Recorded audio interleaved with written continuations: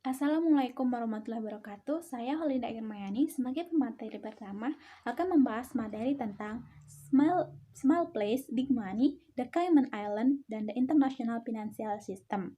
Perkembangan yang pesat dalam sistem keuangan internasional selama 20 tahun terakhir dan pergeseran terkait dalam spesialitas dan kapitalis sulit untuk dikendalikan atau diabaikan. Dipicu dengan meningkatnya arti penting keuangan, ahli geografis telah melakukan penelitian pada berbagai skala. Beberapa telah memfokuskan perhatian mereka pada geografis arus modal internasional. The Cayman adalah kerajaan Inggris koloni di Laut Karibia. Mereka dikenal sebagai salah satu yang paling teridentifikasi oleh OPC sebagai kepulauan yang sukses di wilayah tersebut dan di dunia.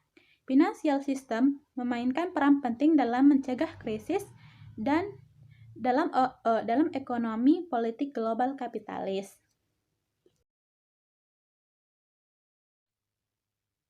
Kemudian from tax haven to offshore financial center. Surga pajak adalah hal yang relatif. Suatu tempat atau yurisdiksi mengambil atribut surga hanya dalam kaitannya dengan tempat atau yurisdiksi lain.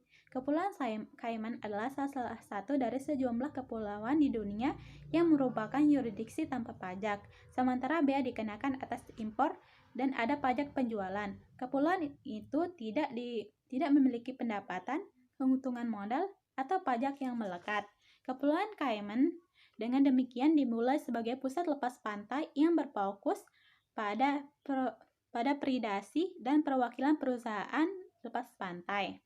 Kepulauan Cayman saat ini diperingkati sebagai OPC yang mapan di Karibia dengan sektor lepas pantai yang terverifikasi perusahaan lepas pantai, layanan perbankan lepas pantai, perwakilan, asuransi, reksadana lepas pantai, dan berbagai kesepakatan keuangan kompleks dapat ditemukan di Cayman. Sekian materi dari saya. Wassalamualaikum warahmatullahi wabarakatuh.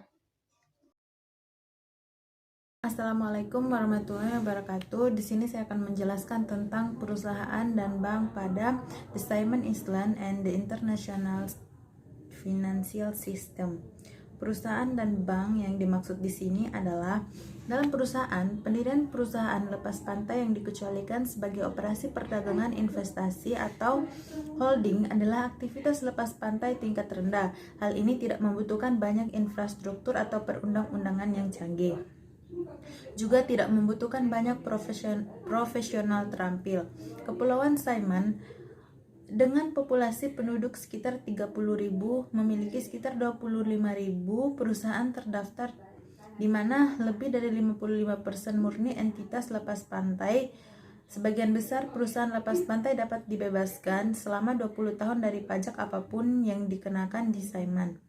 Perusahaan lepas pantai mengizinkan kerahasiaan tingkat tinggi terkait kepemilikan mereka dan tidak tunduk pada persyaratan pelaporan atau kapitalisasi apapun. Sedangkan bank, meskipun jumlah bank Kanada dan Inggris telah berlokasi di Kepulauan Cayman pada awal tahun 1970-an, jumlah bank terutama dari Amerika Serikat meningkat secara dramatis di Grand Cayman selama tahun 1970-an. Memang dari tahun 1972 hingga 1982, tingkat pertumbuhan tahunan rata-rata dalam jumlah izin bank kategori B atau luar negeri adalah 23,4%. Dari tahun 1982 hingga 1989, tingkat pertumbuhan tahunan rata-rata hanya 3,1%. Perbankan di Cayman antara tahun 1972 dan 1982 terletak pada perkembangan Euronarques. Sekian materi dari saya. Wassalamualaikum warahmatullahi wabarakatuh.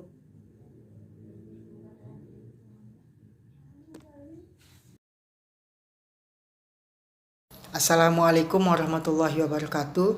Nama saya Indar Pratama, NIM 18050201. Saya akan melanjutkan penjelasan dari presentasi teman saya yang sebelumnya. Nah, jadi di sini saya akan menjelaskan tentang trust dan insurance. Yang pertama itu trust. Jadi trust ini adalah fitur yang berbeda dari sektor keuangan lepas pantai Pulau Cayman. Nah, jadi trust ini yang membedakan Pulau Cayman dengan yang lain itu dalam sistem ekonominya itu terutama di sektor keuangan lepas pantai atau offshore bank dari Pulau Cayman ini adalah trustnya. Jadi trust di sini adalah peleburan badan-badan usaha menjadi satu. Jadi trust di sini yaitu badan-badan usaha ini digabungkan jadi satu. Misalnya contohnya itu ada satu perusahaan, misal perusahaan induk dan perusahaan cabang-cabangnya. Nah, jadi di sini perusahaan-perusahaan ini dia itu dilebur menjadi satu. Di mana komposisinya itu contohnya itu ada perusahaan induknya, terus ada perusahaan-perusahaan yang lain. Misal perusahaan peleburan biji besi misal. Nah, jadi yang pertama itu ada perusahaan induknya, terus ada lagi perusahaan seperti bagian-bagian perusahaannya atau cabangnya, yaitu ada bukan cabangnya, ada bagian peleburan besi, ada bagian pembentukan besi, dan ada bagian pemasaran biji besinya. Nah, di sini trust itu merupakan jadi penggabungan antara badan-badan usaha menjadi satu, di mana ada yang seperti tadi saya bilang ada perusahaan induknya, terus yang berisi beberapa perusahaan yang usahanya itu ditugaskan masing-masing itu berbeda, tetapi masih dalam satu perusahaan.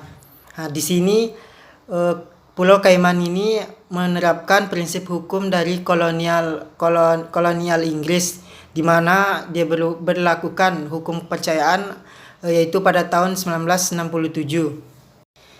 Yang kedua itu ada insurance. Jadi Pulau Cayman ini peringkat kedua di dunia berdasarkan jumlah perusahaan sebagai asuransi lepas pantai. Yang pertama itu ada perusahaan Bermuda sebagai pusat asuransi lepas pantai terbesar di dunia. Dan Guernsey adalah tempat ketiga di lepas pantai asuransi yang terbesar ketiga di dunia. Nah, jadi teman-teman pasti sering mendengar atau pernah mendengar tentang insurance. Jadi ada dua, ada assurance dan insurance. Jadi asuransi ini merupakan perjanjian antara dua orang atau lebih, di mana pihak yang dipertanggungjawabkan ini mengganti risiko kerugian atau kerusakan yang terjadi akibat sesuatu yang pasti terjadi, misalnya itu kematian. Sedangkan insurance itu adalah perjanjian antara dua orang atau lebih, di mana pihak yang dipertanggungjawabkan ini mengganti risiko kerugian yang terjadi karena sesuatu di masa yang akan datang. Itulah bedanya asuransi dan insurance. Jadi Pulau Cayman ini dilepas pantai asuransi Pulau Cayman ini dia mendirikan tawanan. Jadi di sini tawanan ini adalah sebuah perusahaan asuransi di mana perusahaan ini hanya mengasuransikan perusahaan induknya. Kembali lagi di penjelasan saya yang sebelumnya itu, jadi di Pulau Cayman ini ada pulau induknya dan bagian-bagian perusahaan lainnya.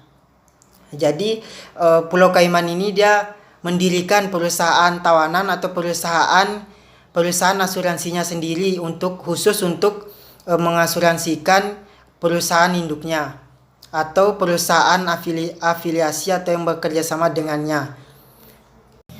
Jadi beberapa tujuan dari Pulau Cayman ini mendirikan perusahaan asuransinya sendiri itu, yaitu yang pertama pasti harganya lebih murah. Terus yang kedua, karena harganya lebih murah akan menghemat biaya perusahaannya, dan perusahaan asuransi yang didirikan ini tidak terpengaruh oleh perusahaan asuransi lainnya karena dia hanya mengasuransikan perusahaan induknya saja. Mungkin itu saja yang dapat saya sampaikan. Terima kasih atas perhatiannya.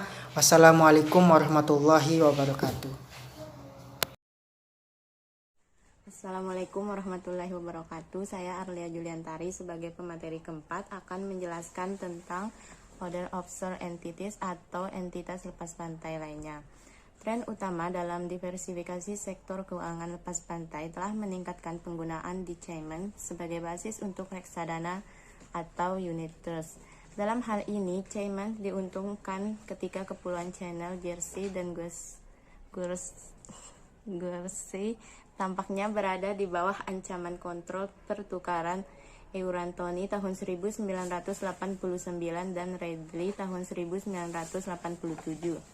Selain unit trust dengan asal London Channel Island, Cayman juga menjadi tuan rumah bagi operasi Amerika dan semakin banyak dana Jepang.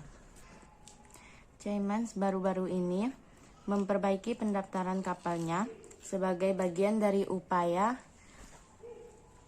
untuk bersaing dengan orang-orang seperti Panama dan Liberia dalam bisnis bendera kemudahan.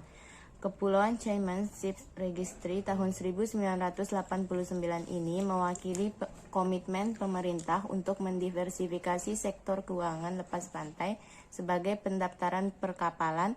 Pendaftaran pesawat Cayman juga di bawah sistem Inggris dan cukup aktif. Selanjutnya, effect of the offshore sektor in Cayman atau pengaruh sektor lepas pantai di Cayman. Banyaknya orang non-Cayman merupakan masalah politik yang sangat sensitif.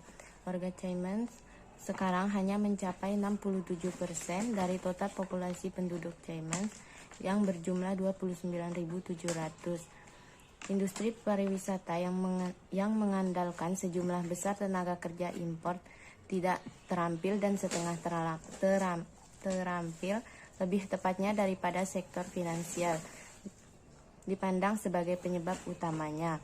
Namun sangat menyadari pentingnya stabilitas sosial dan politik dalam menarik keuangan kepulauan dan ada upaya yang sedang dilakukan untuk melatih lebih banyak orang Cayman untuk beberapa pekerjaan yang lebih baik di sektor keuangan. Assalamualaikum warahmatullahi wabarakatuh. Saya Lilis Karlina dengan NIM 180502051 akan menjelaskan materi selanjutnya, yaitu The Cayman Island Dynamic Economy and Political Context. Yang pertama, banking offshore and off-balance sheet, yaitu kebangkitan euro market sebagai sumber likuiditas yang dibuat secara pribadi untuk dunia.